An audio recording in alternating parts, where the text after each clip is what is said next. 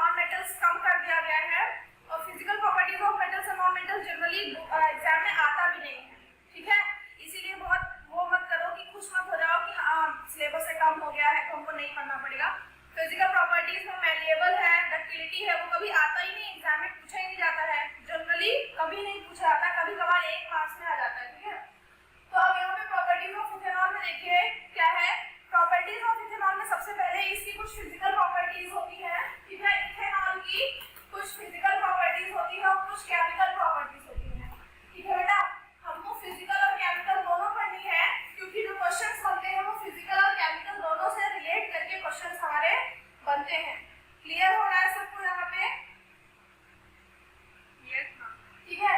Properties of ethanol में हमेशा physical properties और केमिकल प्रॉपर्टीज दो तरह की प्रॉपर्टीज होती हैं। अब दोनों पढ़ना क्यों इंपॉर्टेंट है? क्योंकि जो क्वेश्चन दिया रहता है उसमें फिजिकल प्रॉपर्टीज और केमिकल प्रॉपर्टीज को मेंशन करके, दोनों को मेंशन करके तब क्वेश्चंस पूछे जाते हैं, ठीक है। जैसे देखो प्रॉपर्टीज ऑफ इथेनॉल में फिजिकल प्रॉपर्टीज में क्या है कि जो सेकंड लाइन है, ethanol is commonly called the alcohol and it is an active integrant of alcoholic drinks. In addition, because of good solvent, it is used in medicine such as tincture, iodine, cough, syrups and many tonics. मतलब physical देखो uses में क्या है कि कई कहाँ use किए जाते हैं, कफ सिरप्स में यूज किए जाते हैं। ये क्यों पढ़ा रहे हैं? क्योंकि ये जरूरी है। आपका जो क्वेश्चन होगा उसमें ये लिखा रहेगा कि a chemical compound X which is used in tincture iodine, ठीक है, tincture of iodine यहाँ पे लिखा होगा, हाँ, tincture, iodine, cough, syrup and many other tonics। तो अगर इतना लिखा है फिजिकल प्रॉपर्टीज में या यूजेस में तो आपको समझ जाना चाहिए ना कि अगर इसने tincture, ये जो वर्ड लिखा हुआ है बेटा tincture, ये जो वर्ड है यही क्वेश्चन में लिख देता है। तो tincture iodine का मतलब, जो tincture iodine हो गया हमारा, इसका मतलब जो हमारा कंपाउंड X है वो क्या है, C2H5OH है। हमको समझ जाना है, ठीक है। तो ये वर्ड लिखा रहता है, इसीलिए हमको इसके यूजेस और उसकी प्रॉपर्टीज पढ़ना कंपलसरी होता है, ठीक। इसमें देखो आगे भी लिखा होगा, consumption of small quantities of dilute ethanol causes drunkenness even through the practice. फिर है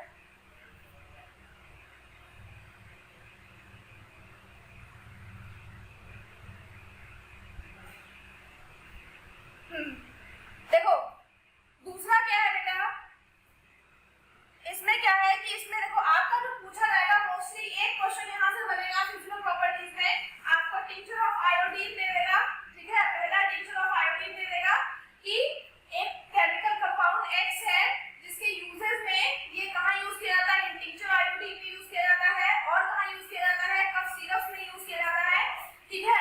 उसका रिएक्शन अगर हम फिर इसके बाद इसकी केमिकल प्रॉपर्टीज को ऐड कर देंगे, जो हम आगे पढ़ाएंगे अभी वो ऐड कर देंगे वहां पे, ठीक है। तो फिजिकल प्रॉपर्टीज में एक ये प्रॉपर्टी आप अंडरलाइन कर लो जो दी हुई है इसमें कि इसका यूज कहाँ होता है, ठीक है। ये प्रॉपर्टी आप अंडरलाइन कर लीजिए क्योंकि ये एग्जाम में पूछी जाती है, यही लिखा रहता है वहां पे, कुछ और नहीं मेंशन रहेगा इसके अलावा। तो इसको देख के ही, इस वर्ड को देख के आपको समझना है कि वो कंपाउंड हमारा क्या है, C2H5OH है, ठीक है। इसके बाद इसकी केमिकल रिएक्शंस, इसके बाद इसकी केमिकल प्रॉपर्टीज स्टार्ट होंगी हमारी। क्लियर है? अब देखो, अब यहाँ पे अगर हम केमिकल प्रॉपर्टीज की बात करें इसकी, ठीक है, दोनों एक साथ दोनों पढ़ाते रहे फिर उसके बाद क्वेश्चंस बताएंगे, ठीक है।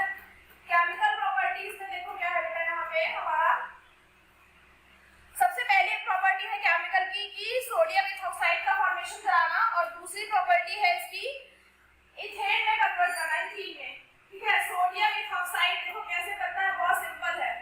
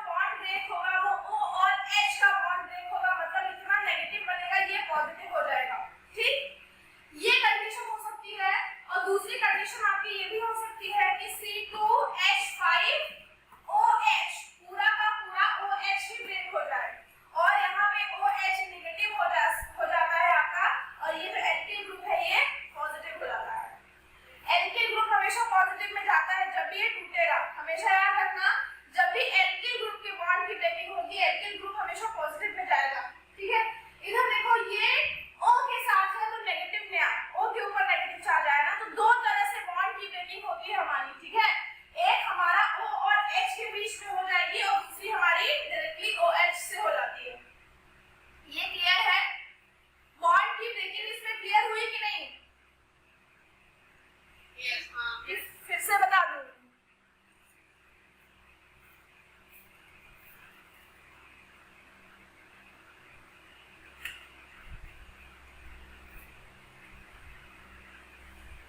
देखो C2H5OH में बॉन्ड की ब्रेकिंग दो तरह से होती है, या तो C2H5OH में हो जाएगी या तो C2H5OH एक साथ हो जाएगी ब्रेकिंग, ठीक है?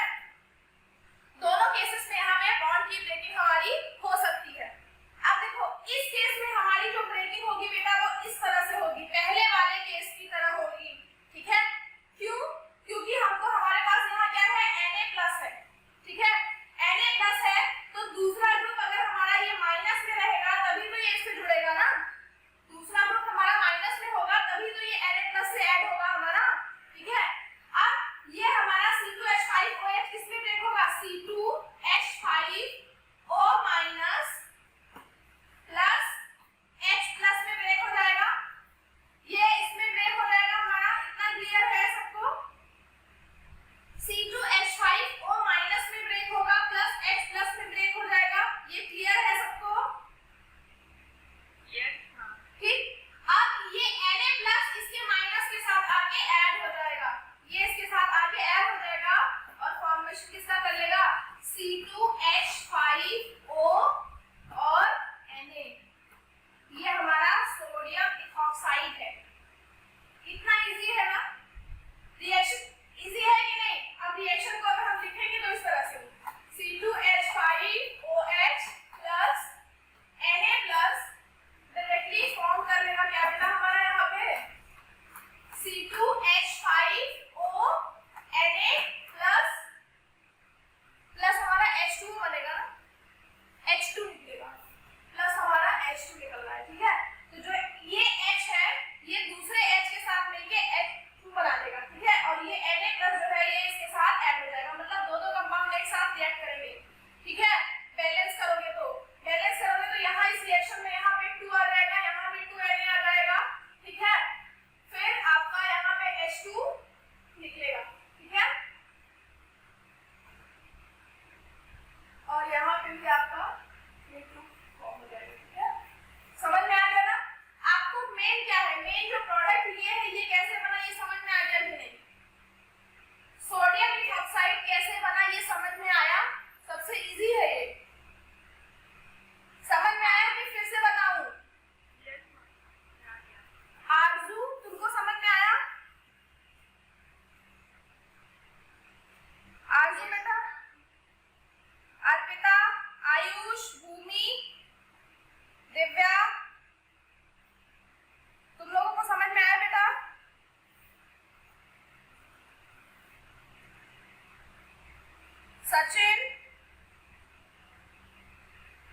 सचिन समझ में आ रहा है कि नहीं तुमको कुछ?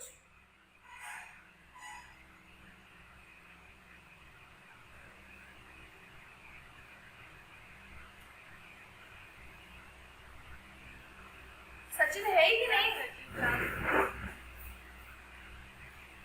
अच्छा,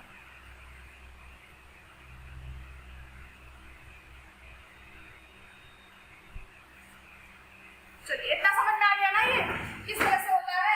बहुत सिंपल है बेटा, C2H5OH में C2H5O- में ब्रेक होगा प्लस H+ में ब्रेक होगा, जो यहाँ Na+ है इसके माइनस के साथ आगे अटैच हो जाएगा और फॉर्मेशन कर देगा C2H5O- का, ये हमारा सोडियम इथॉक्साइड होता है, ठीक है?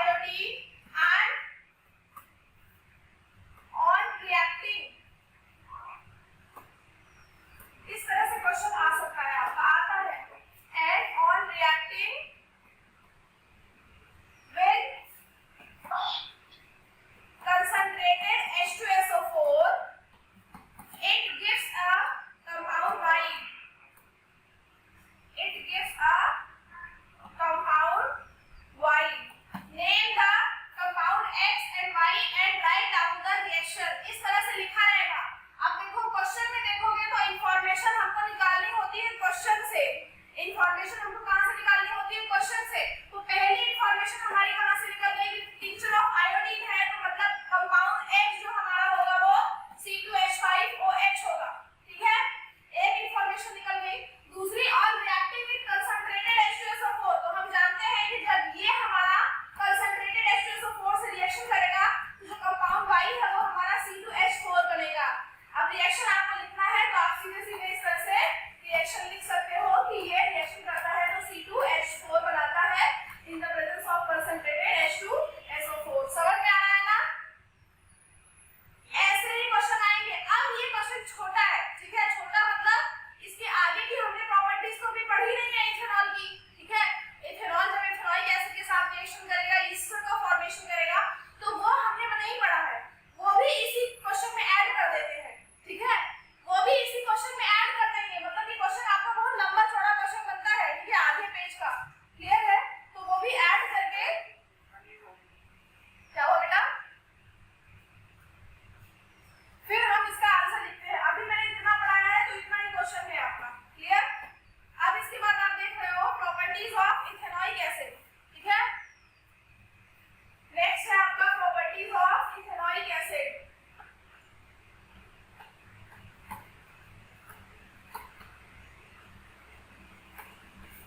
देखो, जितना इंपॉर्टेंट आपका इथेनॉल है उतना ही इंपॉर्टेंट आपका इथेनॉइक एसिड भी है बेटा।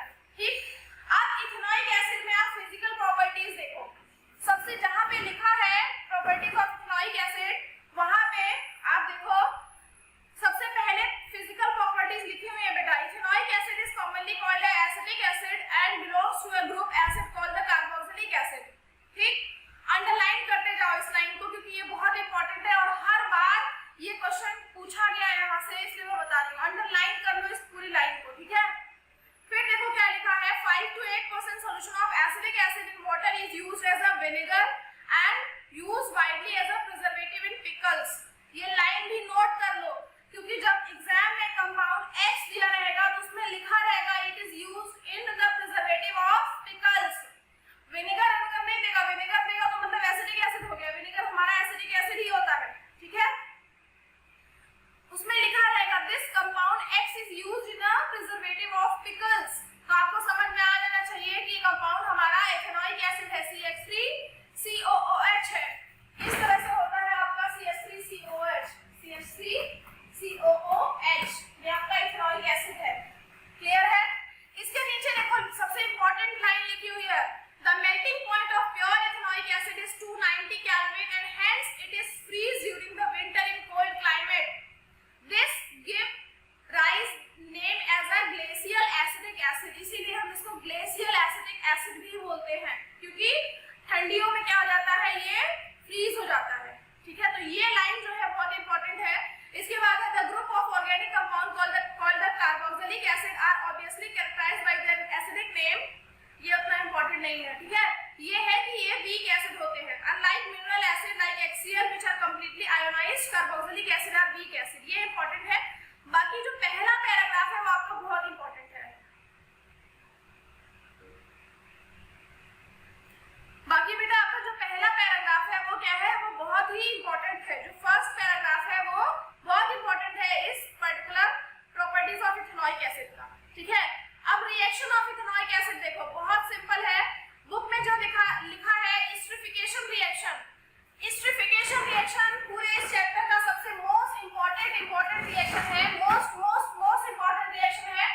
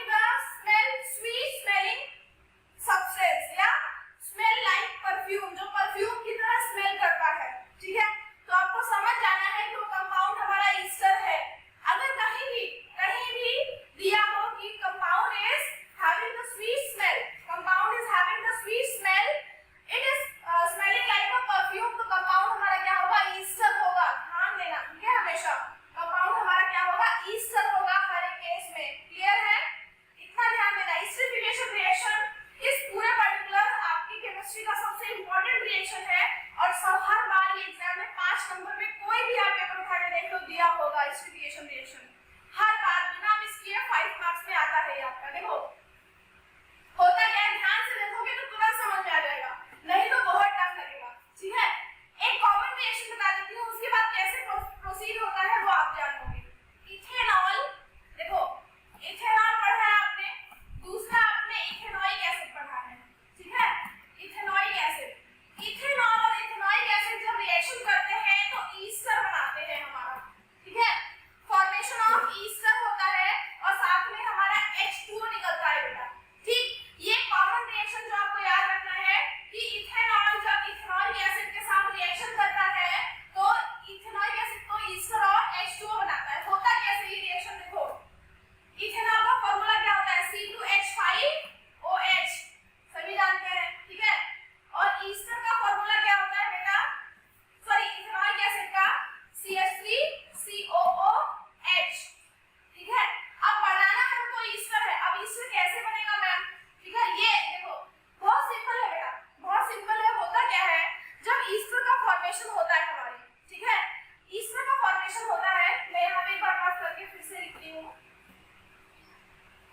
देखो CH3COOH, ठीक है, और दूसरा कंपाउंड है हमारा, बहुत ध्यान से देखना, तुरंत समझ में आ जाएगा, नहीं तो नहीं देखोगे तो जिंदगी में कभी नहीं समझ आएगा रिएक्शन वाला, पूरी लाइफ करते रहोगे। देखो CH3COOH C2H5OH, इसका बनना है हमारा। इसका जो स्ट्रक्चर होता है कैसा होता है, CH3C डबल बॉन्ड OOH, इस तरह से होता है ना इसका structure, CH3C double bond OOH। बेटा जो हमारा इथेनॉइक एसिड है उसका स्ट्रक्चर इस तरह से होता है ना, CH3C डबल बॉन्ड OOH, ये इसका स्ट्रक्चर है ना, क्लियर है सबको। अब देखो एल्कोहल का स्ट्रक्चर कैसा होता है हमारा, एल्कोहल है हमारा क्या, C2H5OH, एल्कोहल क्या है हमारा C2H5OH। ठीक है, अब हमको क्या करना है बेटा, इसको आप उल्टा लिख दो। ठीक है, इसको आप उल्टा लिख दो। उल्टा मतलब हम OH लिख रहे हैं, OH के बगल क्या है हमारा OH, तो OH की जगह हम इस तरह से लिखेंगे H, सॉरी, इसको उल्टा लिखने का मतलब है कि आप इसको इस तरह से लिखोगे। देखो जैसे है, वर्ड्स को उल्टा कर दो, H पहले लिखो, फिर O है हमारा, फिर H5 है हमारा, फिर C2 है हमारा। हमने उल्टा लिख दिया कि नहीं, ये हमारा जो C2H5OH है इसको हमने उल्टा कर दिया। उल्टा करने का मतलब H को हमने पहले लिखा, फिर O को हमने लिखा, फिर H5 लिखा, फिर C2 लिखा, कर दिया। ये समझ में आया, ये स्टेप आपकी बुक में नहीं है। ठीक है, और कोई दूसरा टीचर भी आपको नहीं पढ़ाएगा, ये कहीं से भी पढ़ के देख लो, ये जिसके यहाँ गाना बज रहा है ना बंद कर दो।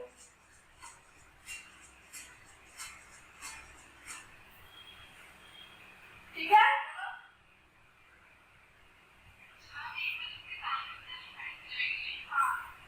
क्या हुआ बेटा, अच्छा सामने से मैं हट जाऊं। देखो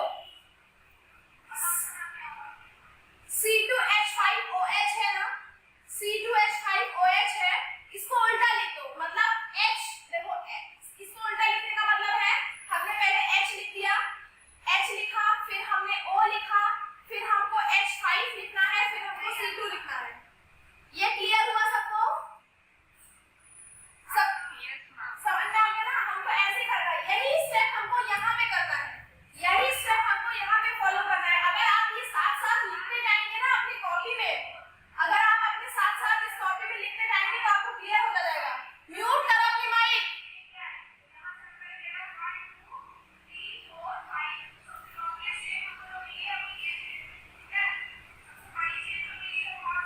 किसकी माइक ऑन है बेटा, किसका यूट्यूब ऑन है,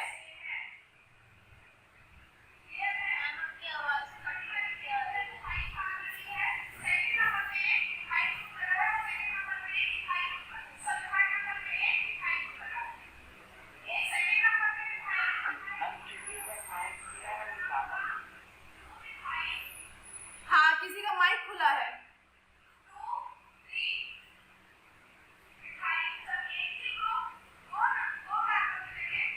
ये कौन पढ़ रहा है कार्बन बीच में,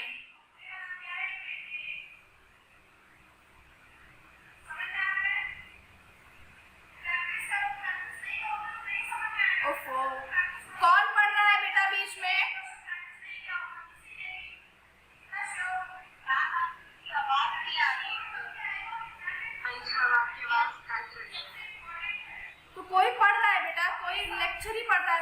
लेक्चर।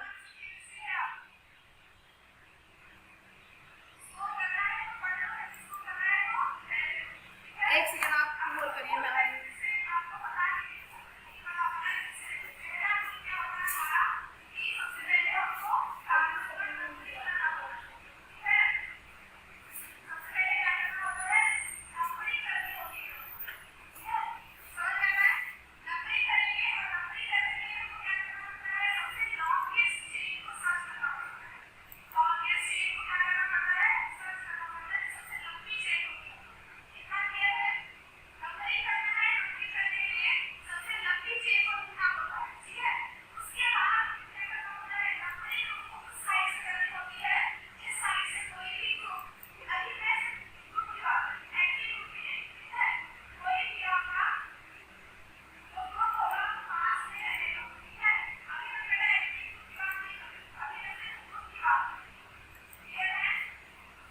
सर ये देखिए, पता नहीं कैसे आवाज आ रही है, मतलब मेरी पिछली क्लास से आ रही है।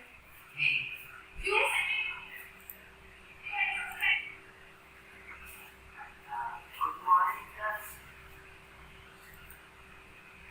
अब इसको बैक करिए।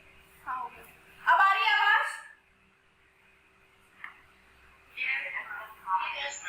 देखो मैंने क्या बताया था, इसको आपको क्या करना है, C2H5OH को आपको उल्टा करके लिखना है, ठीक है, रिवर्स ऑर्डर में लिखना है। रिवर्स ऑर्डर में हम लिखेंगे तो हमारा C2H5OH है ना, देखो C2H5OH तो उल्टा लिखो, H पहले आएगा, फिर O आएगा हमारा, फिर H5 आएगा, फिर C2 आएगा, ठीक है। इसको आप ब्रैकेट में यहाँ इस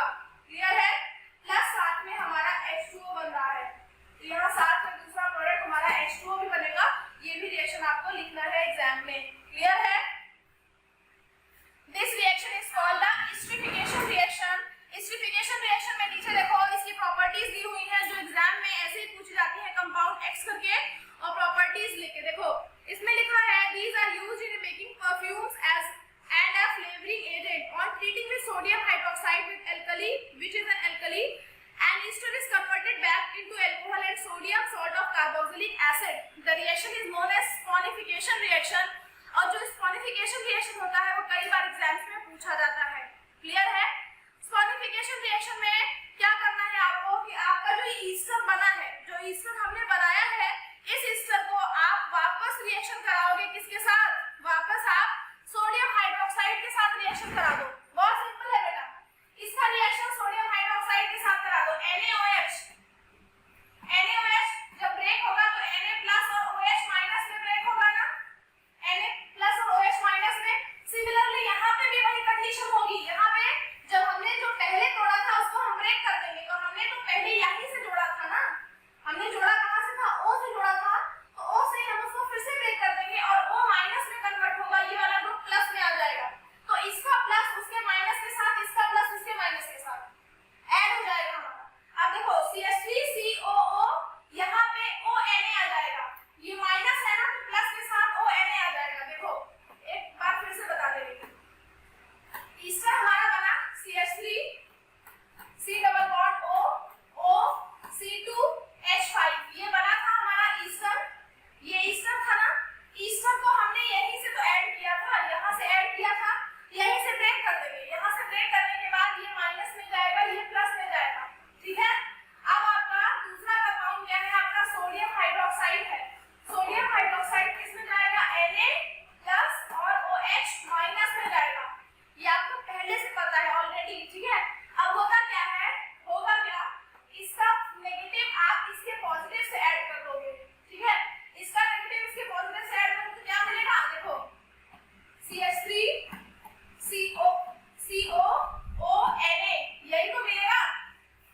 यही तो हमको मिलेगा ना. और यही उसमें लिखा है कि क्या मिलेगा हमको? एक मिलेगा हमको क्या? On treating with sodium hydroxide and alkali and Easter is converted back into alcohol and sodium salt of carboxylic acid. तो ये हमारा क्या है? ये हमारा है sodium salt of carboxylic acid. और दूसरा देखो ये इसके साथ रिएक्शन करेगा तो हमको मिलेगा C2H5OH. ठीक है. अल्कोहल, वापस हमको अल्कोहल मिल गया और एक मिला sodium salt of carboxylic acid. इस रिएक्शन को सॉनिफिकेशन रिएक्शन कहते हैं. क्लियर है? सॉनिफिकेशन रिएक्शन में एग्जाम में कई बार पूछा जाता है. ठीक. फिर यहाँ पे सोप्स एंड सोडियम और potassium salt of long chain of carboxylic acid. जो सोप होते हैं वो क्या होते हैं? Sodium salt of carboxylic acid. Clear है आपको बेटा इतना? ये इस सॉनिफिकेशन रिएक्शन का क्लियर है? मैं इसको फिर से नेक्स्ट टर्म पे बता दूंगी. ठीक है. अब इतना क्लियर है कि नहीं? अभी एस्टरिफिकेशन के बाद का जो प्रोसेस है सॉनिफिकेशन रिएक्शन का मैं नेक्स्ट टर्म पे जब पढ़ाऊंगी तो फिर से एक्सप्लेन कर दूंगी. पर अभी इतना क्लियर है ना? Yes, ma'am. चलो सॉनिफिकेशन तक देखो. सॉनिफिकेशन रिएक्शन पीछे दिया हुआ है किस तरह से आपका CH3CONA और C2H5OH बनता है. हालांकि आपकी बुक में ये रिएक्शन नहीं दिया हुआ है C2H5OH किस तरह से बन रहा है, लेकिन एग्जाम में ये पूछा जाता है. ठीक है. इसमें सिर्फ वर्डिंग्स में दे दिया है कि sodium salt of carboxylic acid और आपका दूसरा क्या बन रहा है? अल्कोहल बन रहा है. ठीक.